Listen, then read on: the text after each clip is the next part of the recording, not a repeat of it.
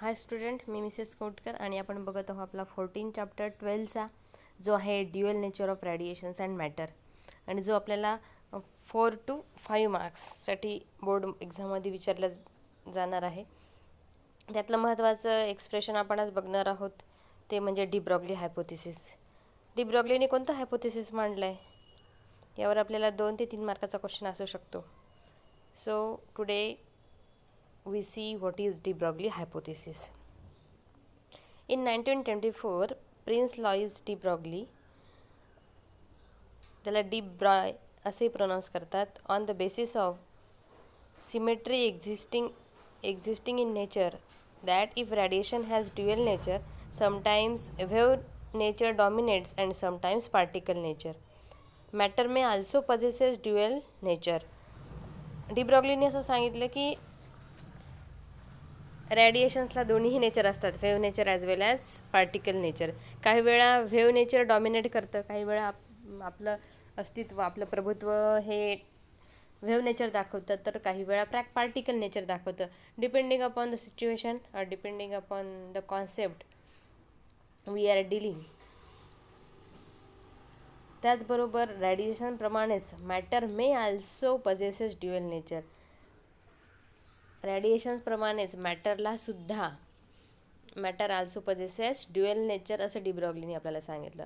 Normally we talk about the matter as compose of particle. मॅटर म्हणजे काय सांगतो आपण, it is compose of particle, म्हणजे पार्टिकलचं combination. But are there situations where matter seen to show wave like particle. पण आपल्याला wave like नेचरचा आपण थोडा विचार करत नाही. की पार्टिकल म्हटलं तर मॅटर म्हणजेच कॉम्बिनेशन ऑफ पार्टिकल आपण असं गृहीत धरतो. This will become evidence from the experiment on diffraction of the electron from nickel crystal describe later in this chapter. आता पार्टिकलसोबतसुद्धा व्हेव असतं हे आपल्याला कळणार आहे from the experiment diffraction of electron.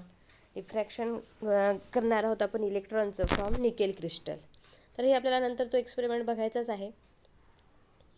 D ब्रॉग्लीने सांगितलं की जसं व्हेवला फ्रिक्वेन्सी आहे न्यू आणि व्हेवलेंथ आहे लॅम्बडा. जसं आपल्याला जर व्हेव नेचर बघायचं असेल तर आपण फ्रिक्वेन्सी दाखवतो न्यूनी आणि व्हेवलेंथ दाखवतो लॅम्बडानी. लॅम्बडा आणि न्यू हे कॅरेक्टरिस्टिक्स आहेत व्हेवचे. त्याचप्रमाणे propose a relation connect these with the particle property. आता ह्या ज्या व्हेवच्या प्रॉपर्टी आहेत त्यांचं रिलेशन त्यांनी पार्टिकलच्या प्रॉपर्टीसोबत मांडलं. म्हणजे पार्टिकलच्या किंवा मॅटरच्या कोणत्या प्रॉपर्टीज आहेत, एक म्हणजे energy E and momentum P. Momentum माहिती आहे आपल्याला, mass into velocity means momentum P. Energy आणि मोमेंटम यासोबत त्याचं रिलेशन मांडलं आणि त्यांनी फर्स्ट टाईम एक रिलेशन प्रपोज केलं, त्यालाच म्हणायचं P is equal to E upon C.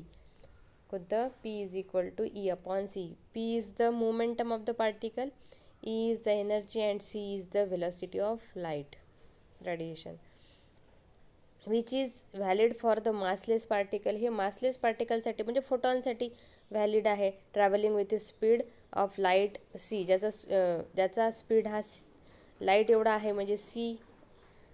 आणि जो मासलेस आहे, जसं आपण फोटॉनला म्हटलं it is massless and it moves with the speed of light. Einstein's special theory of relativity. आइन्स्टाईनच्या स्पेशल थेअरी ऑफ रिलेटिव्हिटीवरून डी ब्रॉग्लीने हे रिलेशन मांडलेलं आहे. युझिंग द आइन्स्टाईन रिलेशन, आइन्स्टाईनचं जर आपण रिलेशन पाहिलं तर तो सांगतो P is equal to E upon C. म्हणजेच ईच्या ऐवजी हा जो ई आहे, ई अपॉन सी आहे की नाही, या ईच्या ऐवजी आपण E is equal to h nu आपण लिहू शकतो. E is equal to h nu divided by c. आणि परत न्यू म्हणजे सी अपॉन लॅम्बडा, ही सुद्धा माहिती आहे आपल्याला. Nu is equal to C upon lambda, then c get cancel. म्हणजे इथे जर आपण पुट केलं न्यूच्या ऐवजी सी अपॉन लॅम्बडा, म्हणजे आपलं एच अपॉन सी आहेच, परत न्यू आहे ना सोबत, न्यूच्या ऐवजी सी अपॉन लॅम्बडा जर आपण लिहिलं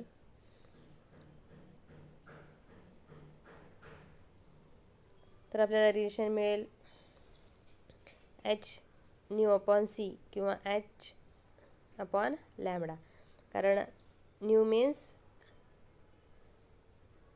सी अपॉन लॅमडा किंवा lambda is equal to C.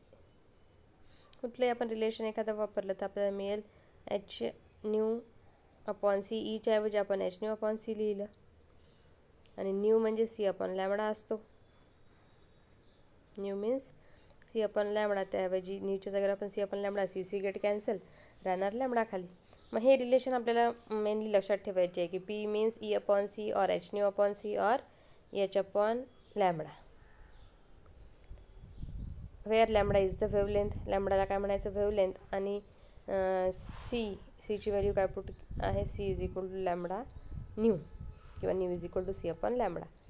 हे रिलेशन मात्र रिमेंबर ठेवा. आता बघा पुढे डी ब्रॉग्लीज हायपोथेसिस जर आपल्याला आलं तर आपण इथून स्टार्ट करायचं. What is de Broglie hypothesis. याआधी आपल्याला इन्फॉर्मेशन होतं की आईन्स्टाईन स्पेशल थेअरी ऑफ रिलेटिव्हिटीचा वापर करून डी ब्रॉग्लीनी कसं इक्वेशन मिळवलं. पण यानंतर आता आपल्याला डी ब्रॉग्लीज हायपोथेसिस काय आहे हे याने आपण सांगू शकतो. नंबर 1 घ्यायचा डी ब्रॉग्लीज हायपोथेसिसमध्ये. De Broglie propose that a moving material particle of total energy E and momentum P has associated with a wave analogous to the photon. हा महत्त्वाचा कॉन्सेप्ट त्यांनी मांडला की एखादा मूव्हिंग पार्टिकल किंवा मटेरियल जर मूव्हिंग असेल तर ज्याची एनर्जी ई आहे आणि मोमेंटम पी आहे, असं material associated with the wave, त्याच्यासोबत वेव्ह असतेच, जशी फोटॉन सोबत असते. He then suggested that the wave and particle properties of the matter can also be described by a relation similar to the equation 14.5. म्हणजे हे equation कुठलं, P is equal to E upon C म्हणजेच h nu upon C किंवा P is equal to H upon lambda. हे जे आपण वरती बघितलं तेच रिलेशन आपण या मटेरियल पार्टिकल्ससोबत सुद्धा असतं. देन पॉईंट नंबर 2 बघा. Thus, frequency and wavelength of a wave associated with a material particle of mass m moving with the velocity v are given as. मग त्याने काय केलं, फ्रिक्वेन्सीचं एक रिलेशन दिलं आणि वेवलेंथचं एक रिलेशन दिलं. फ्रिक्वेन्सी किती असते, मग frequency nu is equal to E upon h. कारण आपल्याला माहिती आहे ई म्हणजे काय आहे, एच न्यू. यावरून त्यांनी सांगितलं न्यू इज इक्वल टू काय, तर E upon h. Nu is equal to E upon h. त्याचबरोबर वेवलेंथचं एक रिलेशन मांडलं. वेवलेंथ म्हणजे काय, तर h upon p. Lambda is equal to H upon p. कारण की p is equal to H upon lambda हे सुरुवातीला कोणी मांडलं होतं, आईन्स्टाईनचंच. त्यांनी डी ब्रॉग्लीने असा वापर केला त्याचाच की lambda is equal to H upon p. मग काय केलं त्यांनी, फ्रिक्वेन्सीचं एक रिलेशन दिलं. Frequency is given by E upon h and lambda is given by h upon p किंवा पी म्हणजेच काय, एम इंटू व्ही. म्हणून मग एच अपॉन एम व्ही. हे 2 रिलेशन त्यांनी दिले डी ब्रॉग्लीनी. 3rd नंबर बघा. He refer to this wave associated with material particle as a matter wave. हा एक महत्त्वाचा. मॅटर वेव्ह कशाला म्हणायचं, तर wave associated with the material particle. ज्या मटेरियल पार्टिकलसोबत वेव्ह असते त्या वेव्हला काय म्हणायचं, मॅटर वेव्हज. त्याला नाव दिलं त्या वेव्हला त्यांनी, matter waves. The wavelength of the matter waves given by. Wavelength किती असेल मग त्याची, एच अपॉन पी एवढी. Lambda is equal to H upon P is known from the de Broglie's wavelength. आणि त्यालाच काय म्हणायचं, is known as de Broglie's wavelength. मग डी ब्रॉग्लीज वेवलेंथ म्हणजे काय, तर मटेरियल पार्टिकलसोबत lambda is equal to H upon P ही जी वेवलेंथ आहे त्या वेवलेंथला म्हणायचं de Broglie wavelength. Greater is the momentum. आता याच इक्वेशनवरून आपल्याला कळलं की ग्रेटर द मोमेंटम डिनॉमिनेटरमध्ये आहे. मोमेंटम जर ग्रेटर असेल तर वेवलेंथ कशी असेल, shorter is the wavelength. Momentum जास्त, वेवलेंथ कमी, कारण की वेवलेंथ आणि मोमेंटम एकमेकांना इन्व्हर्सली प्रोपोर्शनल आहे. From this relation lambda is equal to H upon p. 16.4 म्हणजे हे जे आहे lambda is equal to H upon P is known as the de Broglie relation, त्यालाच काय म्हणायचं, डी ब्रॉग्लीज रिलेशन असं सुद्धा म्हणू शकतो आपण. डी ब्रॉग्लीज रिलेशन काय तर हे आपल्याला कळतं की lambda is equal to H upon P. तर नेक्स्ट पॉईंट बघू, 4th number. For a particle of mass M, 4th number बघा, for a particle of mass M moving with velocity V the kinetic energy is given by. Kinetic एनर्जीचा formula आपल्याला माहिती आहे, half M V square. यावरून काढलं V is equal to twice E upon M, इथे square आहे की नाही, म्हणून मग टेकिंग स्क्वेअर रूट आपल्याला मिळालं v is equal to under root twice E upon m. हा जो के आहे तो के कशासाठी आहे, कायनेटिक एनर्जीसाठी, ई के. दस लॅम्बडा इज इक्वल टू, आपल्याकडे आहे लॅम्बडा. आता ही जी व्हॅल्यू काढली आहे आपण ईची, ते आपण पुट करणार आहोत पुढे. बघा कसं, ईवरून काढला आपण व्ही, तो व्ही आपण पुट करणार आहोत. We have the relation lambda is equal to H upon m v. आपल्याकडे काय आहे, lambda is equal to H upon m v. यात एम अपॉन व्ही बाजूला ठेवला, जो व्हॅल्यू आहे व्हीची व्हॅल्यू पुट केली. व्हीची व्हॅल्यू किती आहे, under root twice E upon m. So under root twice E, m जो डिनॉमिनेटरला अपॉनमध्ये आहे म्हणून तो न्यूमरेटरमध्ये जाईल. So h upon m under root E upon twice E.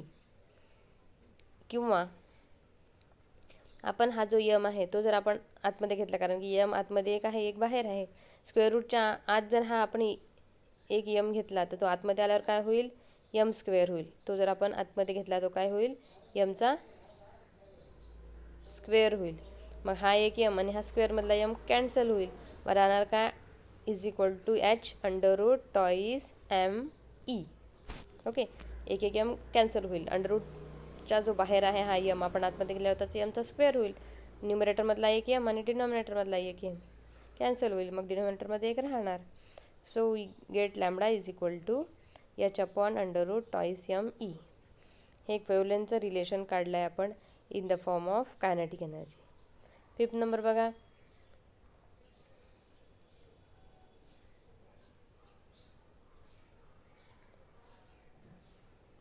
For a charge particle of charge Q accelerated from rest through a potential difference V. Charge Q असेल, potential difference V apply केलेला असेल, तर आपल्याला हा formula माहिती आहे, ते आलेला आहे आपल्याला. वर्डन किती असतं, Q into V, charge into potential. This provides the kinetic energy आणि work done is stored in the form of kinetic energy. Therefore kinetic energy is equal to Q into V. ही kinetic energy Q V आपण वरच्या या इक्वेशनमध्ये put करू. E means Q V. बघा काय होईल, lambda is equal to H upon twice M E K आहे की नाही, तर ईच्या ऐवजी काय पुट केलं आपण, क्यू इंटू व्ही. हे एक रिलेशन झालं लॅम्बडाचं in the form of potential and charge particle. This relation holds for any charge particle like electron, proton, for even charge ion. आयनसाठी सुद्धा हे आपल्याला वापरता येतं, चार्ज आयन, ज्याचं मास यम आहे and corresponds to the mass of the charge particle. Okay, then 6th number बघा, for an electron moving with a potential difference of V.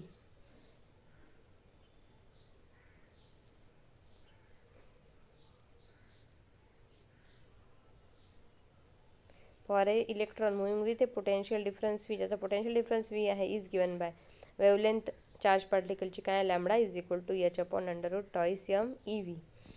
तर आपण आपल्याकडे एचची व्हॅल्यू असते प्लँक कॉन्स्टंटची, ती पुट केली. इलेक्ट्रॉनसाठी काढत आहे बघा आपण. मग इथे 2 इलेक्ट्रॉनचं मास पुट केलं, 9.11 इंटू 10⁻³ नंतर इलेक्ट्रॉनचा चार्ज पुट केला 1.6 इंटू 10⁻⁶. आणि व्होल्टेज जे असेल ते त्यावेळेचं ते पुट केलं, तर आपल्याला मिळतं लॅम्बडा म्हणजे कोणाची, इलेक्ट्रॉनची वेव्हलेंथ लॅम्बडा इन नॅनोमीटर. कारण मीटर म्हणजे 1 metre means 10⁹ nanometre. So 1 nanometre म्हणजे किती, 10⁻⁹ मीटर.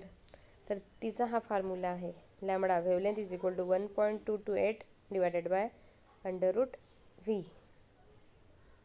या फॉर्म्युल्याचा वापर करून आपण इलेक्ट्रॉनचं वेव्हलेंथ काढू शकतो. मग याचाच वापर करून आपल्याला एक खाली एक्झाम्पल आहे, आणि electron is accelerated through a potential of 120 volt. आपल्याला व्होल्टेजची व्हॅल्यू दिलेली आहे ती आपण इथे जर फॉर्म्युल्यामध्ये पुट केली तर आपल्याला काढायचं आहे find the de Broglie's wavelength. De Broglie's wavelength काढा म्हणजे लॅम्बडा काढायचा आहे. 1.228 डिवायडेड बाय √v. √vची व्हॅल्यू पुट केली तर आपल्याला हे जे रिलेशन मिळणार आहे ते मिळतं आपल्याला in the form of nanometre. Answer येतं आपलं direct in the form of nanometre. Direct व्होल्टची व्हॅल्यू पुट करायची, आपल्याला नॅनोमीटरमध्ये आन्सर मिळतं. हे सुद्धा करून बघा.